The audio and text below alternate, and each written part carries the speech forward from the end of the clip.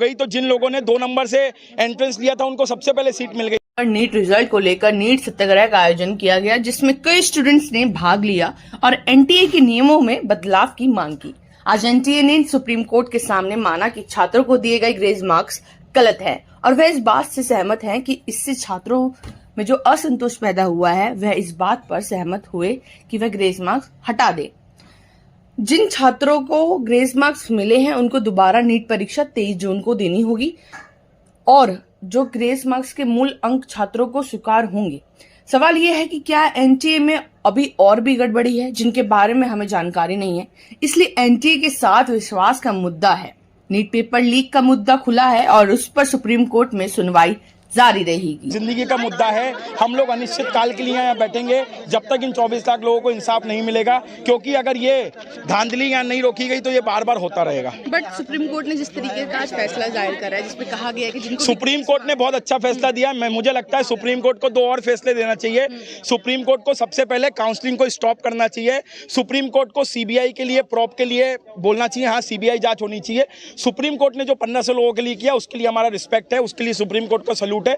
Supreme court को और आगे बढ़ के इमीडिएटली इन्वॉल्व होकर काउंसलिंग रोकनी चाहिए, क्योंकि अगर काउंसलिंग चलती गई तो जिन लोगों ने चोरी की थी वो डॉक्टर बन जाएंगे और जो एक गरीब का बच्चा मेहनत करके 12-12 घंटे पढ़ रहा है वो डॉक्टर नहीं बन पाएगा। तो आप चाहते हैं कि दोबारा बिल्कुल री एग्जाम होना चाहिए, सीबीआई प्रॉब होना चाहिए और ट्रांसपेरेंसी होनी चाहिए, हमारी मांग है। बट एनटीए को जिस तरीके से लगा कि इस पे काउंसलिंग होनी चाहिए, इसलिए वो लोग लगातार जो है इस पर बात। मैडम नहीं, एनटीए सोच रहा है जितनी जल्दी काउंसलिंग होगी हम पीछे से निकलेंगे। अच्छा। मेरी बात सुनिए ना, काउंसलिंग स्टार्ट हो। मैम मैं लॉजिकल समझाता हूँ।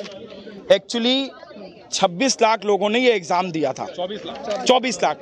भारत में जो government seat including private seat है वो 1,10,000 है। अब आप मान के चलिए तकरीबन 22,90,000 बच्चे वो हैं जो कुछ नहीं कर पाएंगे। एनटीए ने क्या किया, एनटीए ने इंटरनल सेटिंग करके ये जो ओएमआर है ना, ये जो ओएमआर है इसमें खेल किया है। ये कैसे खेल होता है मैं आपको बताता हूँ। एनटीए ये कहती है जो भी आदमी फ्रॉडरी करता है कि आप कुछ ही बबल्स को भरना, कुछ ही बबल्स भरना, बाकी हम देख लेंगे। 20 बबल्स भरे जाते हैं, बाकी एनटीए के ऑफिशियल्स के पास आंसर की होती है। जब ये उनके पास पहुंचता है तो वो आंसर की भर के उसको जो बाद में मैनिपुलेट हुई है उसको अपलोड कर देते हैं। इस पूरी उसमें कोई भी ऐसा प्रोविजन नहीं है, एक ही लाइन से ये ट्रांसपेरेंट हो जाएगा। अगर एनटीए अगले साल से ये डालने लगे कि एक बच्चे ने फिजिक्स में कितने क्वेश्चन अटेम्प्ट किए थे और इन्वेस्टिगेटर यहाँ पर साइन करे, इससे धांधली रुकेगी। कैसे रुकेगी कि एक बच्चे ने 40 क्वेश्चन कर दिए तो एनटीए अब ओएमआर नहीं चेंज कर सकता, चाहे एनटीए हो चाहे स्कूल हो कोई भी हो सकता है। एनटीए में भी हो रहा है और स्कूलों में भी हो रहा है। तो यहाँ पर एक ऐसा बॉक्स बने कि भैया बच्चे ने लिखा कि फिजिक्स में मैंने 40 क्वेश्चन अटेम्प्ट किए, इन्वेस्टिगेटर साइन करे और वो 40 क्वेश्चन की ईमानदारी से उसे मार्क्स अलग से दिए जाएं।